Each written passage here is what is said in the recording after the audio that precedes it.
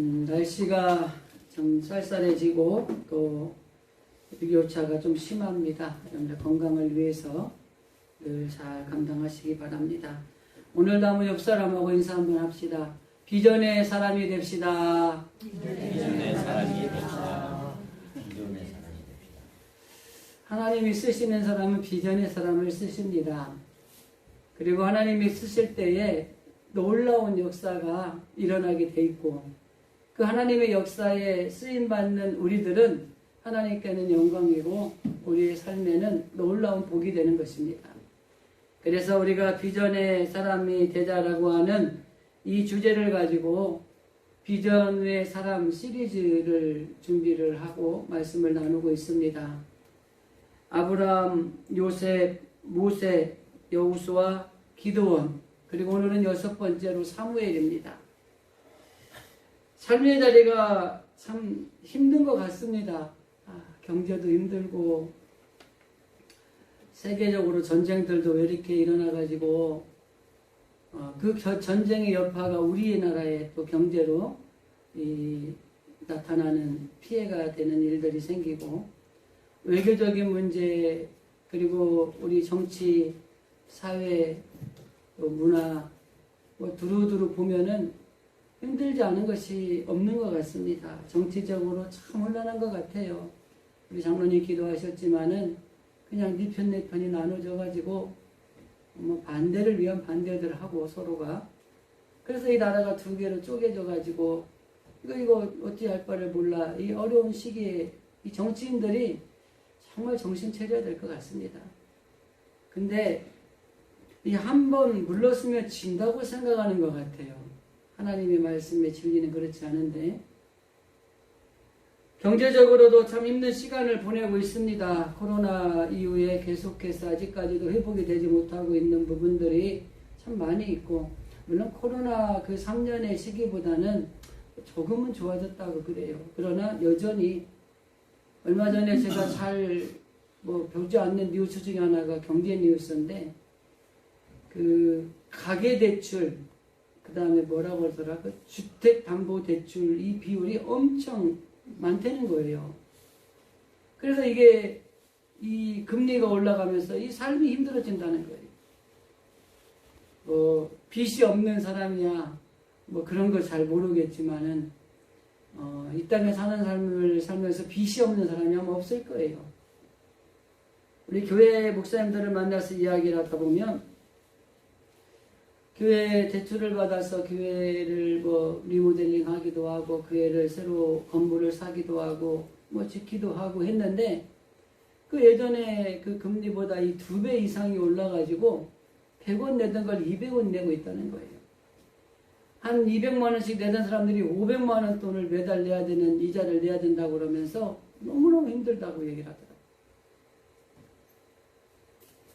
사회적으로도 요즘에 일어나는 돌아가는 모습을 보면은 예전에 있지 않았던 상상하기 힘든 이 사건 사고들이 얼마나 많은지 몰라요. 얼마 전에 기사 보는데 초등학생들이 그 성폭력을 하면서 아이들을 그렇게 했다는 이야기 들으면서 이런 생각이 들었어요. 예전에는 어른들이 그랬잖아요. 그러다가 이제 고등학생들이 그랬다가 중학생들도 그러는데 이 초등학생들까지도 이렇게 문란한 이 사건 사고를 저지르면서 아무런 죄책감도 없이 신앙적으로도 우리의 신앙이 예전에 가졌던 믿음의 선조들의 신앙을 따라가는 것은 둘째치고 우리들이 가지고 있던 그 신앙조차도 점점 잃어버리고 나태해지는 이런 신앙의 모습을 보이는 것이 요즘의 현실이라는 생각이 들더라고요. 앞서 말씀드렸지만 세계적으로는 전쟁이 일어납니다. 그 전쟁의 여파로 많은 나라들이 어려움을 당하게 되고 결과적으로 그것이 세계 경제에도 외교의 문제에도 이런 일들이 일어나서 참 힘든 시대를 살아가고 있어요.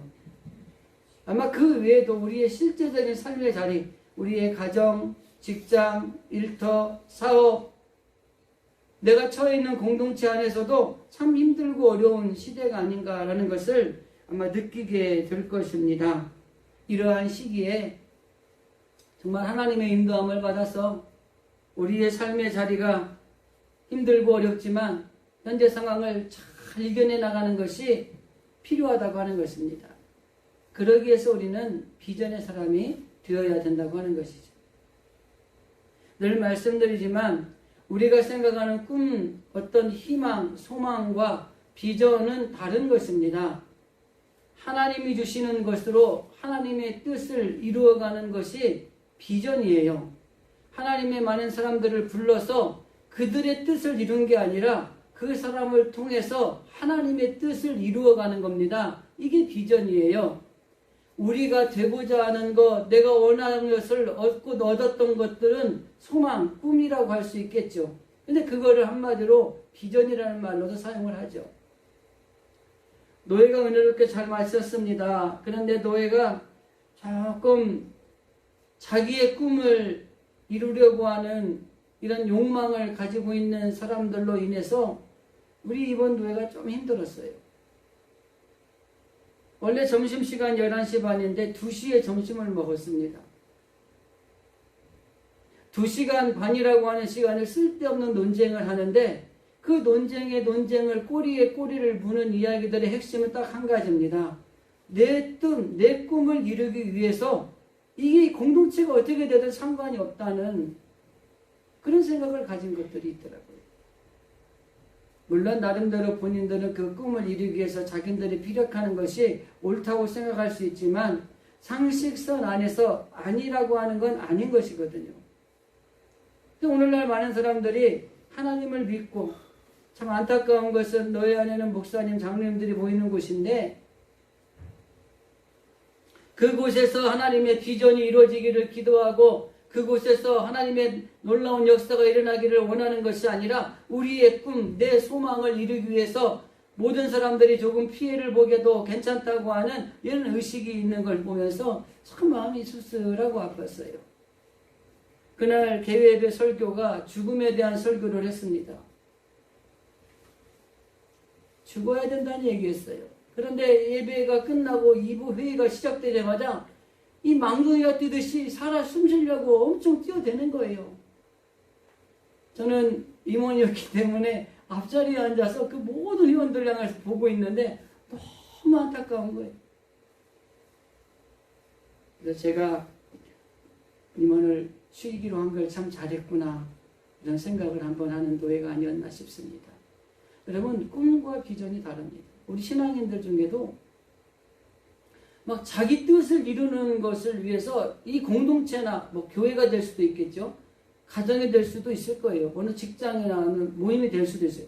자기 꿈을 이루기 위해서 모든 사람이 피해를 봐도 자기 주장만 이야기하는 거예요. 관철시키기 위해서 애를 쓰는 거예요. 이건 아닌 거죠. 우린 적어도 교회라고 하는 공동체, 하나님의 믿음의 가정이라고 하는 공동체, 그리고 그리스도인인 내가 속해 있는 어느 사회, 직장, 공동체에 갔을 때에 나를 통해서 그 안에 하나님의 뜻이 이루어지는 비전의 사람이 되어져야 되지 내 꿈을 이루기 위해서 그 공동체를 흐트러뜨리거나 상처를 주거나 아픔을 주는 이런 일들이 생겨서는 안 되는 것입니다. 그래서 오늘 비전의 사람 사무엘이라고 하는 이 사람을 통해서 이 사무엘은 비전의 사람으로 그 당시 힘들고 어려운 이 암울했던 이 이스라엘의 역사에 넣어있는 이 시대를 어떻게 이겨냈는지 우리도 다 힘들잖아요. 다 어렵잖아요. 나름 뭐 아픔들이 있잖아요. 이 어려운 시기, 암흑과 흑암 혹은 고통과 고난의 연속인 이런 시대를 살아가는 우리들이 어떻게 이것을 이겨나갔는가 이 비전의 사람 이 사무엘을 통해서 생각해보고 더 나아가서 우리들도 이 비전의 사람이 되어서 지금의 이 어렵고 힘든 이 터널을 지혜롭게 해결해 나가는 그런 비전의 사람이 되어야 되겠다라는 말씀을 좀 드리려고 하는 것입니다. 우리가 잘 아는 대로 사무엘은 그 사사시대의 마지막, 그래서 사사라고도 부르기도 합니다. 그래서 원래 우리가 신학교 때 공부할 때 12사사를 공부를 했는데 14명의 사사로도 이야기를 하는 경향이 있었어요. 그게 뭐냐면 사무엘이 들어가고 그 중간에 드보라 바락이 들어갈 때 따로 구분을 하고 그래서 뭐 14명으로 해요. 근데 전통적인 건 12명의 사사로 우리가 알고 있죠. 그런데 마지막 사사시대가 끝날 때에 아주 혼란한 시기에 마지막 사사이자 그리고 다시 왕정시대를 이끌어 나가는 선지자로서의 역할을 감당했던 사람이 사무엘입니다. 7장에 보면은 사무엘이 등장을 해서 블레셋이라는 나라가 쳐들어와서 너무너무 고통을 당할 때에 이 사무엘을 통해서 이 미스바의 성에 모여서 기도도 하고 하나님 앞에 간구하고 그렇게 해서 블레셋으로부터 이 어려운 것들을 이겨낸 다음의 사건이 오늘 8장으로 연결이 됩니다. 그리고 8장 1절에서 3절을 읽지 않았지만 거기에는 누가 나오냐면 이 사무엘의 두 아들이 나와요. 여기 두 아들의 잘못된 요엘과 아비야라고 하는 아들이 등장을 하고 그리고 난 뒤에 4절에서부터 나오는 말씀이 뭐냐면 이스라엘 장로들이 와서 왕을 요구하는 겁니다. 여러분 왕을 요구한다는 것은 이스라엘 역사에 있어서 정체성을 흔드는 문제예요. 여러분 이스라엘 민족은 어떤 민족이죠? 이방의 모든 민족 중에 하나님이 특별히 구별하여 선택된 민족이 이스라엘이에요. 그리고 이 이스라엘은 누가 다스리냐면 하나님이 다스리는 거예요. 그래서 이 이스라엘 민족은 하나님의 인도함 가운데 살아왔던 민족이 이스라엘이었어요.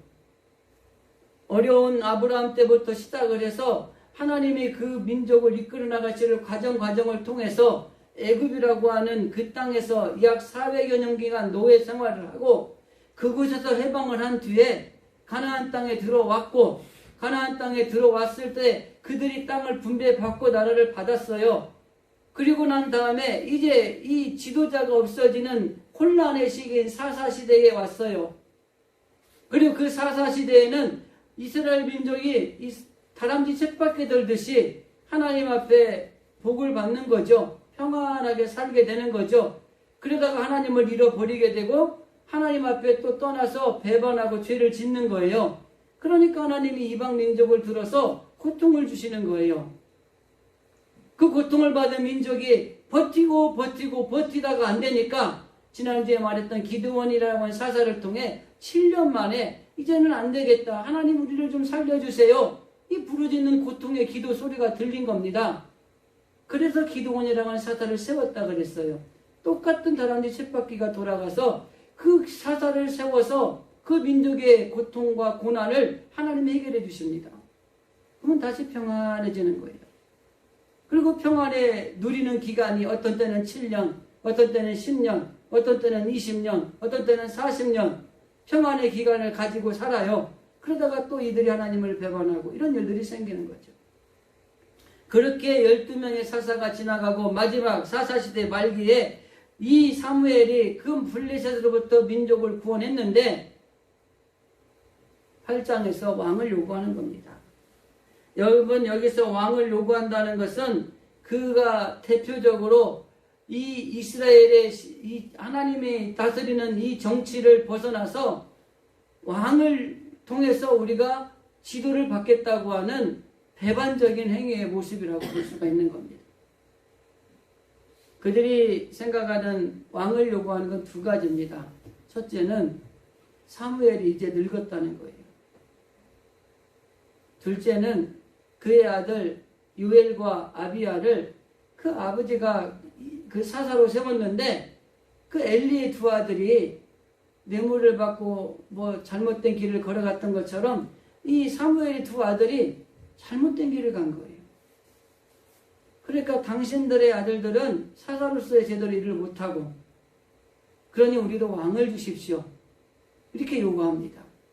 그럴듯한 구색이지만 이 이스라엘 장로들 그리고 이 백성들에게는 다른 나라를 가지고 있는 왕정제를 가지고 있는 이 나라들이 부러웠던 거예요.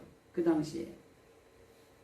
그래서 하나님이 다스리는 나라에서 벗어나서 우리들도 왕이라고 하는 이 중앙 집권 체제를 가지고 우리가 다스리고 우리도 그 왕을 따라서 지도를 받고 이렇게 하겠다고 하는 것입니다. 그래서 왕을 요구하는 이야기의 본문의 말씀이 오늘 본문에 등장을 하는데 거기에서 핵심적인 말씀이 뭐냐면 이 하나님이 사무엘에게 하는 말씀이 있어요. 7절인가요? 말씀해 보면 이렇게 말씀합니다. 여호와께서 사무엘에게 이르시되 백성이 내게 한 말을 다 들으라. 이는 그들이 너를 버림이 아니요 나를 버려 자기의 왕이 되지 못하게 하기 위함이다. 분명한 것은 이 민족이 사무엘의 나이가 많고 아들들이 잘못 다스린다는 이 명분을 가지고 와서 왕을 요구하지만 5절 말씀에 보면은 중간부에 모든 나라와 같이 우리에게도 왕을 세워주소서 그리고 그 왕이 우리를 다스리게 하소서 모든 나라와 같이 20절에 읽지 않았지만 20절에 보면은 우리도 다른 나라들 같이 되어 그러니까 다른 나라의 왕이 있고 그 왕을 중심으로 나라가 번성하는 걸 보니까 그게 부러웠던 거예요. 우리 종종 예수 믿는 사람들이 우리는 믿음으로 살고 고난 속에 막 힘들게 살아가는데 세상 사람들 하나님을 잘 믿지도 않고 막 대충 사는 것 같은데 잘 되는 거 보면은 부럽잖아요. 그래서 제가 종종 이야기하잖아요. 부러우면 지는 거라고. 아니요, 부자들 보면은 우리는 돈도 없어서 참 힘든데 저 사람들은 예수도 안 믿고 막 세상적으로 참 타락해서 사는 것 같은데 잘 사는 거예요. 그러면 우리가 하나님을 믿는데 하나님만 바라보셔야 되지 다른 걸 바라보다 보니까 이 하나님을 바라보는 것이 이게 약화되는 거예요. 좋은 게 너무 많은 거예요. 베드로가 예수님이 베드로를 불러서 바다 위로 걸어오라 했을 때 주님을 바라보고 갈 때는요 이 바다 위를 땅같이 걸었어요. 그런데 옆을 바라보자 바다가 출렁이는 걸 보니까 그 순간 빠져들었어요. 여러분 이제 하나님을 믿는 사람들이 하나님을 바라보고 살아야 돼요. 이스라엘 민족이 하나님이 다스리는 민족이기 때문에 하나님을 바라보고 살아야 되는데 자꾸 다른 나라가 블레셋이라는 나라 보니까 강국이 됐어요. 막 무기도 좋아요. 뭐 저 옆에 있는 이방 나라들 각 족속들을 보니까 왕을 세웠는데 막 전부 다 더 발전하는 거예요. 잘 되는 거예요. 제가 예전에 목사안수 받기 전에 전도사 때 저는 전도사라고 하면서 힘들게 사는데 우리 친구들이 졸업을 하고 취직을 했어요. 그래서 너 월급이 얼마냐 그랬더니 그 당시에 200만 원이 넘는 거예요. 저는 전도사님 사례비가 얼마냐? 7만 원. 지나 나나 다를 게 뭔데? 200만 원인데 7만 원. 그러다가 이제 조금 더 가니까 10만 원 그 교육전사 비용이 그랬어요. 그런 거 보면서 하나님 이렇게 공부시키고 나는 힘든 것 같은데 우리는 왜 이렇게 돈을 조금 줍니까? 그걸 따진 적이 있어요. 걔네들하고 나하고 만나면 씀씀이가 다르고 사는 게 다르더라고요. 똑같은 깨북장구 친구였는데. 여러분 근데 그 부러움은 지는 거예요. 지금은 그렇지 않습니다. 지금은 뭐 몇 억씩 갖고 있는 사람도 별로 안 부러워요. 그래서 하나님을 바라보고 하나님의 다스림을 받아야 될 사람이 이방 나라들이 잘 살고 이방 나라들이 부강하고 이방 나라들이 잘 되는 걸 보니까 우리도 왕이 있어야 되겠다는 거예요. 그러니까 하나님의 다스림이 아니라 왕을 세워서 왕의 다스림을 받겠다고 하는 것입니다. 그렇기 때문에 어떻게 보면은 여기 사무엘이 그 말씀을 듣고 그것을 기뻐하지 아니했다라는 말씀이 있어요. 이 표현이 히브리 원어에 보면은 사무엘의 눈에 악한 것이었다 이렇게 표현을 합니다. 그러니까 이스라엘 민족이 그럴듯하게 명분을 가지고 와서 우리도 이제 왕을 주어서 그 왕이 우리를 다스리게 하고 그런 왕정체제를 갖추고 싶습니다 라고 이야기를 했지만은 그것이 사무엘이 보기에 악했다는 거예요. 속이 뻔히 들여다 보인다는 겁니다. 하나님도 분명히 말씀하잖아요. 너를 버리는 게 아니라 나를 버려서 내가 왕이 되지 않게 한다. 하나님이 영원한 왕이신데 하나님이 왕이 되지 못하게 하고 인간 왕을 세워서 그 왕의 다스림을 받기를 원한다고 하는 것이 이들이 요구하고 있는 것입니다.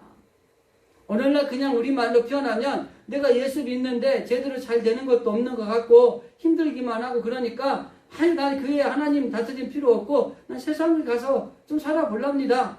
이렇게 하는 거 똑같은 거예요. 그런데 성경에서 이야기하는 이 하나님을 떠나서 살아가는 사람들의 이야기를 보면은 하나같이 그 끝이 좋지 않았다는 걸 알 수 있습니다.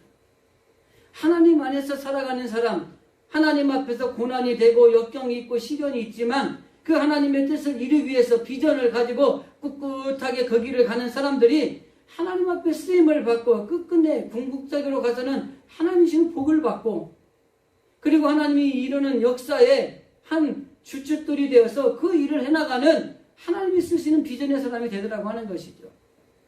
그런데 하나님의 것을 떠나서 살려고 했던 많은 사람들이 결국에 그들의 말로는 별로 평탄하지 않았다고 하는 것이 성경에서 가르쳐주고 있는 핵심이라고 하는 것입니다. 출애굽기 19장 6절에 보면은 너희가 내게 대하여 제사랑 나라가 되며 거룩한 백성이 되리라. 이것이 하나님이 이스라엘을 택하시고 그 구별된 백성에게 주신 특권이었습니다. 이걸 버리겠다고 하는 거예요.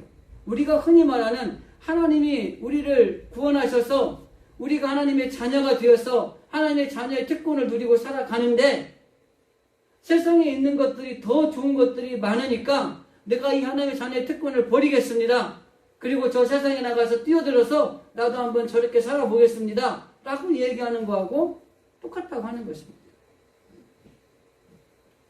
이들이 왕을 요구한 근본적인 것은 모든 나라와 같이 다른 나라들과 같이 되기 쉽기 때문이었어요.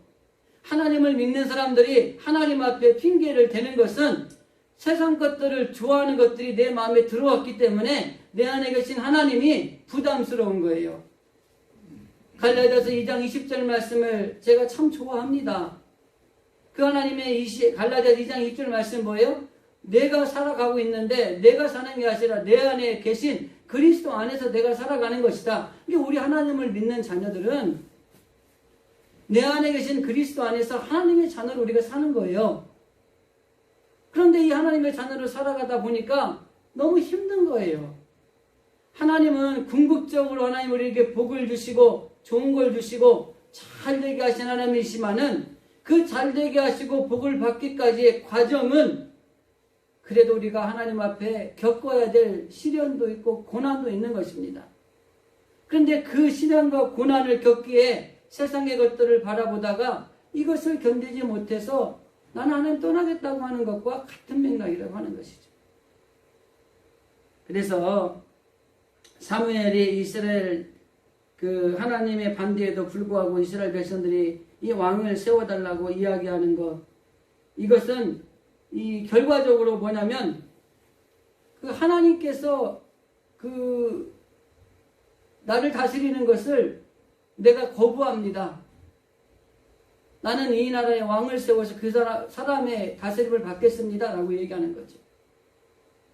그러니까 우리가 그 마지막 뒷부분에 가면 그 19절 이하의 말씀에 보면 이제 하나님이 어쩔 수 없이 허락하시는 과정의 말씀이 나옵니다. 그럼 이번 주 중에 한번 그 8장 끝까지 한번 읽어보세요. 그 19절 이하에서 보면은 사무엘의 말을 듣지 않고 그걸 계속 더 강력하게 요구합니다. 사무엘이 다시 한번 권면을 한다. 정말 그럴 거야 했더니 우리는 장친말 듣는 걸 거절하고 우리에게 왕을 줄 걸 강력히 요구합니다. 이렇게 이야기하는 거예요. 그러니까 하나님께서 그의 부르짖음을 허락을 하시는데 18절 말씀에 보면 뭐라고 말씀하냐면 한번 제가 읽어드릴게요. 18절 말씀에 그날에 너희는 너희가 택한 왕으로 말미암아 부르짖되 그날에 여호와께서 너희에게 응답하지 아니하시리라 하니, 이 말은 뭐냐면 이스라엘 민족은 하나님 앞에 기도하면 하나님이 그들의 기도를 들어주셔서 그들을 구원해 주시는 방법이었어요. 근데 이제 너희들이 나에게 부르짖어도 내가 들어주지 않겠다는 거예요. 왜 내 다스림을 받지 않겠다고 했기 때문에 너희들의 들을 들어주지 않겠다 이렇게 하는 거예요. 그러니까 이 19절에 보면은 괜찮다는 거예요. 그래도 우리 왕 달라는 거예요. 그래서 하나님이 허락을 하는 거예요. 근데 여러분, 허락을 하긴 하는데 허락하고 싶어서 허락하는 게 아니라 마지못해 허락하는 거예요. 여기서 우리가 한 가지 지혜가 필요합니다. 하나님 앞에 때를 쓰되 하나님이 우리에게 주시면은 그게 하나님의 응답이 아닌 것인데 허락하는 경우가 있어요. 너무 때 쓰시면 안 돼요. 하나님 앞에 기도를 했는데 하나님이 아니다 하면 네 하고 우리가 물러설 줄 알아야 되는데 아니 하나님 이게 맞아요. 막 때를 쓰는 거예요. 그 하나님이 허락을 했어요. 그 응답이 아니에요. 허락한 것 같지만 결과적으로 어쩔 수 없이 허락한 것 같은 맥락이라고 하는 겁니다. 그래서 결과적으로 우리가 하나님 앞에 이 나라를 하나님이 이 민족을 너희들이 기도하는 것들을 지금까지는 내가 다 들어주었는데 너희들이 왕을 요구하고 그 왕을 세우게 되면 내가 너희들의 그 듣는 것들을 내가 허락하지 않겠다라고 하는 것입니다. 전쟁에서도 보면은 이스라엘 민족은 성전이었어요. 하나님이 직접 싸우는 전쟁이었어요. 근데 이제는 어떻게 해야 돼요? 왕의 지도하에 직접 이 백성들이 싸워야 되는 전쟁이 되는 거예요. 우리가 가끔 얘기하잖아요. 나는 약하지만 나와 함께 하신 주님이 함께 할 때 우리는 뭐든지 할 수 있다는 거예요. 근데 지금 이 민족은 뭘 요구하냐면 하나님이 내가 함께 있어서 내가 조금 힘들 때마다 나를 구원해 주셨지만 하나님 그것도 좋지만 지금은 왕을 통해서 우리가 왕과 그리고 우리가 싸우겠다는 거예요. 여기에서 이 19절에 있는 말씀 보면은 우리가 싸우겠다라는 표현이 나오는데 여기에 싸운다는 것은 블레셋과의 싸움이에요. 그런데 그전에는 하나님이 싸워줘서 승리를 주셨는데 이제는 자기들이 싸우겠다는 것, 사람인 우리들이 싸우겠다고 하는 것입니다. 아까도 말씀드렸지만은 결과적으로 그렇게 가는 것은 성경에서 올바른 길을 걸어가는 것이 아니라는 지혜가 많이 있다고 하는 것입니다. 그래서 이 비전의 사람 사무엘을 통해서 우리에게 주시는 교훈을 간단하게 몇 가지만 좀 생각을 해보려고 합니다. 첫째는 하나님의 안목을 가지고 바라볼 수 있어야 된다고 하는 것입니다. 눈에 보이는 것이 다가 아니라고 하는 것입니다. 여러분 눈에 보이는 것들이 좋은 것들이 많지만 보이지 않는 것들이 실제는 소중한 게 많아요. 보이지 않는 것들 중에 소중한 게 대표적인 게 뭘까요? 공기입니다. 공기. 이런 공기가 없다고 생각해 보세요. 우리 숨 많이 참아야 3분 안에 다 죽을 거려. 바람 보이지 않지만 느껴지잖아요. 뭐 햇빛도 중요하지만 이 바람이 있어야 식물이 자랍니다. 성전에 화분을 두면은요 오래 안 가고 죽는 경우가 많아요. 물론 지하는 더 그러겠지만 지상도. 왜 그러냐면 바람을 맞아야 되는데 아무리 햇빛을 받아도 바람과 같이 맞지 않으면 이 식물의 생명이 오래가지 않습니다. 바람도 보이지 않지만 중요한 역할을 하죠. 그래서 우리가 세상적인 안목이 아니라 하나님의 안목을 가지고 바라보는 것이 필요하다고 하는 것입니다. 사사시대의 영적인 침체기에도 하나님의 비전은 계속 지속되어 있다고 하는 것입니다. 그래서 우리가 하나님 앞에 비전이 올바른 건 뭐냐면 하나님이 주시는 것이야지 이게 비전이고 그 비전이라는 것은 하나님의 뜻을 이루어가는 것이 비전이라고 하는 것입니다. 그렇기 때문에 이 사무엘의 시대의 왕정 시대를 수용한 것은 왕정 시대와 더불어서 하나님께서 세우신 신정 체제를 갖춘 신왕정 체제를 이루기 위한 것이었습니다.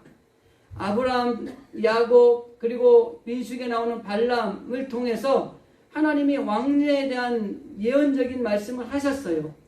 그리고 신명기에 보면은 왕의 자격을 이야기를 합니다. 그리고 뒷부분에 가서 마무리적으로 하는 이야기가 뭐냐면 사무엘상 12장에 보면은 이 사무엘이 고별 설교를 해요. 근데 그 고별 설교가 뭐냐면 하나님의 나라에 대한 비전을 종합적으로 선포를 하는 겁니다. 한번 읽어드릴까요? 12장 14절 15절 너희가 만일 여호와를 경외하여 그를 섬기며 그의 목소리를 듣고 여호와의 명령을 거역하지 아니하며 또 너희와 너희 다스리는 왕이 너희와 하나님 여호와를 따르면 좋겠지만은 너희가 만일 여호와의 목소리를 듣지 아니하고 여호와의 명령을 거역하면 여호와의 손이 너희들의 조상들을 치신 것 같이 너희도 치실 것이라. 이것이 바로 이스라엘의 왕정제도의 도입을 통해서 하나님이 사무엘을 통해서 그 민족에게 주시는 말씀이었습니다. 이 말은 뭐냐면 왕을 이스라엘의 언약의 공동체의 일원으로 받아들인다는 겁니다. 그리고 하나님이 가지던 정치 제도에 이 신정치 제도를 결합시킨다고 하는 것입니다. 그런데 여기에도 뭐가 돼 있어요? 하나님의 말씀을 듣고 하나님의 말씀을 따라 잘 섬기는 왕에게는 하나님이 그들과 함께 할 것이고, 그렇지 않을 경우에는 이방인들을 치신 것처럼 그들을 칠 것이다 라고 말하는 거예요. 결국 하나님께서 비전을 가지고 아브라함 때부터 비전의 사람들을 사용해서 오셨어요. 그리고 사사시대가 끝나고 사무엘을 통해서 주시는 비전, 왕정 정치가 이루어지는데 그 정치조차도 하나님께서 그들에게 비전을 주시는데 그 비전은 뭐예요? 왕은 하나님의 대리자일 뿐이지 결국 그 선택은 하나님이 하시는 겁니다. 그렇기 때문에 이 왕정 정치를 통해서 하나님의 말씀을 따라 하나님의 법도에 따라 살아갈 때에는 하나님이 그들에게 비전의 사람으로 사용하셔서 그들을 쓰시겠다는 거예요. 결과적으로 하나님의 비전은 왕정 시대로 이어져 가고 있다고 하는 것입니다. 그래서 신정의 원칙은 언약이기 때문에 변하지 않습니다. 그러나 신정의 형식은 바뀐다고 하는 것입니다. 우리가 구약의 제사 제도를 지내고 있지는 않지만은 지금 하나님 앞에 예배를 통해서 영과 진리로 예배드리고 하나님 앞에 회개하는 일들이 일어나고 있지 않습니까?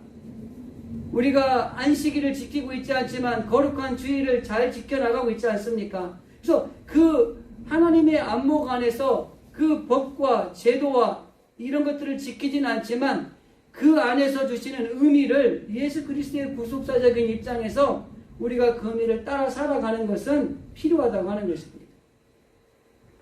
그래서 우리가 이 사무엘을 부르신 목적 중에 하나도 결과적으로 하나님의 나라의 비전에 등장할 사람을 부르시고 그 과정에 새롭게 빚어나가는 것입니다.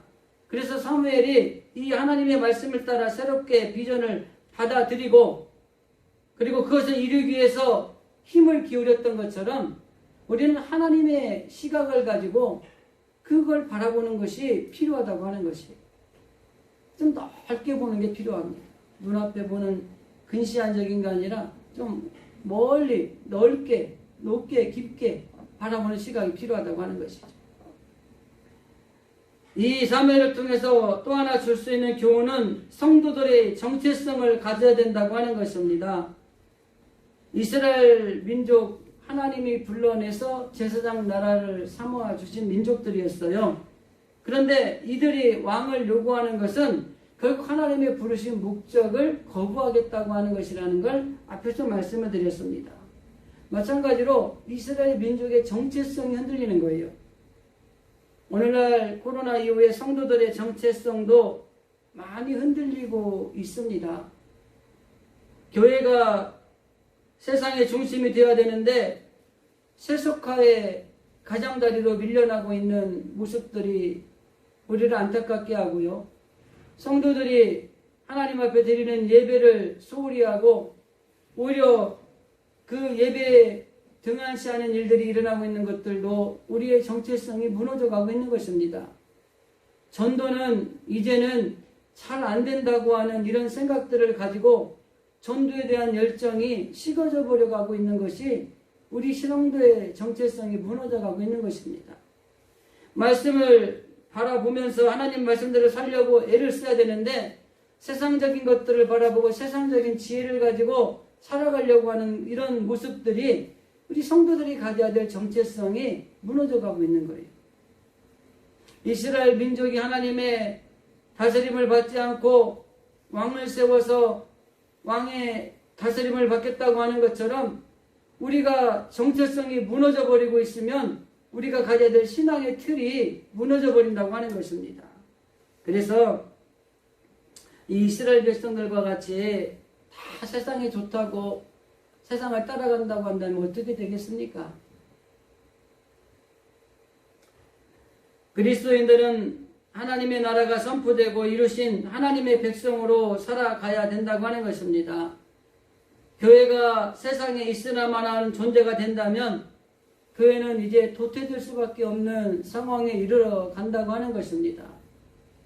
그래서 이스라엘 민족이 정체성을 잃어버리는 것처럼 교회가 정체성을 잃어버리고 하나님의 백성인 성도들이 정체성을 잃어버리면 다 무너지게 되어 있다고 하는 것입니다. 그래서 이 사무엘을 통해서 우리에게 주시는 것은 정체성을 분명히 가지는 것이 필요하다고 하는 것입니다. 모든 영역에서 하나님만이 우리의 영원한 왕이 되시고 그 하나님의 백성이 기본적인 도리이고 그것이 우리가 살아야 될 방법이라고 하는 것을 인지하는 것이 필요하다고 하는 것입니다. 교회는 아마 여전히 어려운 일들이 많을 거예요. 그리고 그럼에도 불구하고 예수님은 언제나 우리와 함께 계심으로 인해서 저와 여러분에게 소망을 주실 것입니다. 세상의 소금과 빛이요 산 위의 도성인 하나님의 백성으로서의 정체성을 가지고 있어야 된다고 하는 것입니다. 그래야지 자기를 부인하고 자기 십자가를 지고 주님을 따르는 하나님의 제자가 될 수가 있는 거죠. 우리의 신앙의 정체성을 정립하는 것이 필요하다고 하는 것입니다. 마지막 한 가지는 순종의 사람이 되어야 된다고 하는 것입니다. 이스라엘 백성들은 하나님께서 그들을 버리지 않고 늘 구원해 주셨죠. 그리고 이 하나님의 주권 안에서 하나님이 우리들도 버리지 않을 것입니다. 그러면 이런 질문이 생겨요. 하나님의 주권이 모든 것을 진행하신다면 우리가 할 일은 무엇일까? 하나님의 주권이 모든 걸 진행하신다면 하나님 앞에 우리가 순종이 배제되어 있는 것은 아닌가? 라는 생각을 하게 될 수 있다고 하는 것이죠. 그런데 실제적으로 하나님의 주권은 사람의 순종을 배제하는 것이 아니라 오히려 순종을 요청한다고 하는 것입니다. 더 나아가서 하나님의 주권적 통치가 이 하나님의 나라의 백성의 순종을 통해서 실현되어져 가고 있다고 하는 것입니다. 하나님이 우리를 사용하시겠다고 하면 하나님, 주님 내가 여기 있습니다. 나를 사용하여 주옵소서 라고 하는 이 순종이 따라올 때에 그 순종을 통해서 하나님의 역사, 주권에 이끌어가는 것들이 이루어진다고 하는 것입니다. 그러니까 순종이 배제되는 게 아니라 오히려 하나님의 주권이 이 나라에 이루어지기 위해서는 우리들에게 하나님은 순종을 요청하는 것이고 그 순종에 반응하는 사람을 통해서 하나님은 그들을 비전의 사람으로 사용하신다고 하는 것입니다. 그래서 우리 성도라고 하는 사람들이 뭐냐면 예수 그리스도를 믿어서 하나님의 자녀가 됐다는 거잖아요. 하나님의 자녀가 된 사람들은 하나님 앞에 순종하는 것이 당연한 것입니다. 그래서 믿음과 순종은 따로 있는 것이 아니라 이 믿음의 결과적으로 순종의 결과라고 하는 것입니다. 그래서 우리가 어떤 경우에도 하나님이 주시는 가르침이라든지 하나님의 말씀에 순종하는 것이라든지 그리고 이런 말씀을 통해서 우리가 살아갈 때에 하나님 주시는 참된 평안과 안식이 우리 가운데 있게 되는 것입니다. 말씀을 정리하겠습니다. 사무엘은 혼돈의 상황 속에서 하나님의 비전에 이끌려서 하나님의 뜻대로 순종하는 삶을 살았던 사람입니다. 사사로서는 나라를 구했고 선지자로서는 하나님의 말씀을 선포했으며 왕을 세우는 킹메이커 역할을 함과 동시에 왕을 폐위하기도 하는 킹브레이커 역할도 했다고 하는 것입니다. 어머니의 기도로 태어난 순간부터 그의 삶을 마치는 사역을 마치는 순간까지 잘 감당했고 끝까지 아름다운 믿음을 소유한 사람이었다고 하는 것입니다. 지금 우리가 삶의 자리가 힘들고 또 침체되어져서 우리의 심령이 메마른 것 같고 은혜와 평강 이런 것들이 지속되지 못하고 있고 더 나아가서 공고한 삶이 지속된다고 생각하는 삶이 있다면 그것은 바로 우리에게 다시 한번 하나님의 말씀인 약속을 붙들고 예수 그리스도께 나오라고 하시는 하나님의 사인이라고 하는 것입니다. 그러니까 너무 힘들다고 너무 지쳐있다고 여러분 환난과 역경 흑암에 있다고 그냥 낭망하고 절망하고 포기하는 것이 아니라 하나님이 우리를 통해서 다시 하나님 앞에 생수의 근원이 되신 내게로 와서 마시라고 하는 요한복음의 말씀처럼 내게로 다시 나오라고 말씀하고 있는 것입니다. 그래서 우리는 이런 마음들이 생기고 이렇게 힘들고 이렇게 어렵고 침체되었다고 생각할 때에 하나님 앞에 담대하게 나가는 것이 필요합니다. 그러면 하나님은 그 사람을 통해서 옛날 사무엘과 함께 하셨던 것처럼 오늘 우리를 통해서 우리와 함께 하시고 우리와 함께 일하시기를 원하신다고 하는 것입니다. 하나님의 나라의 안목을 가지고 우리가 비전의 사람이 되시고 성도로서의 정체성을 한번 분명히 정립하시고 그리고 하나님의 말씀에 순종하는 사람이 되어서 하나님이 쓰시는 비전의 사람, 그 사람이 바로 나라고 하나님 앞에 인정받는 우리 진실의 모든 성도들이 다 되어질 수 있기를 주님의 이름으로 간절히 기도드립니다. 아멘. 기도하겠습니다.